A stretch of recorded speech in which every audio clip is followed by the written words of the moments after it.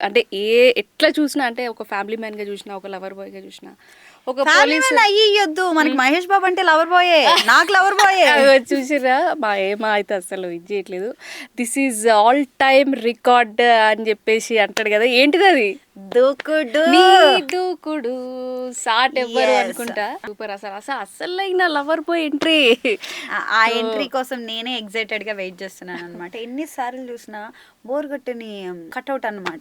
Because ఎందుకనంటే మహేష్ బాబు అంటేనే ఆ వైబ్రేషన్స్ మహేష్ ఆహా! అనగానే ఎలా మహేష్ వస్తాయి లాగా. చెప్పు?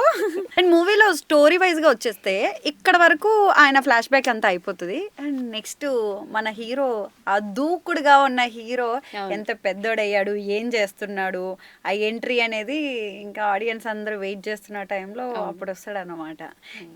సో మంచి అట్లా సుమన్ గారు సో వన్ ఆఫ్ మంచి యాక్టర్ సుమన్ గారు. ఆయన ఇచ్చే అసలు ఎస్ ఆ ఎలివేషన్స్ ఒక్కొక్క మాట అప్పటికేంటనంటే టీవీలో ఒక స్టోరీస్ రన్ అవుతుండే అనమాట. అవును. ఒక గ్యాంగ్స్టర్ ఉన్నాడు, ఆయన పేరు నాయక్, ఆయన ఎలా ఉంటాడో తెలీదు, అవును. ఎక్కడ ఉంటాడో తెలీదు, అసలు మొత్తం పోలీస్ డిపార్ట్మెంట్ని షేక్ చేస్తుంది. ఇవన్నీ జరుగుతున్న టైంలో వాళ్ళ పిల్లలు వచ్చి అడుగుతుంటారు అనమాట, హ్మ్. డాడీ ఆయన ఎవ్వరు పట్టుకోలేరా అది ఇది అని అన్నప్పుడు హ్మ్. అప్పుడు నువ్వు ఇచ్చిన అప్పుడు ఎలివేషన్స్ ఉంటాయి సూపర్ అనమాట. అసలు. అసలు ఒక ఇంకా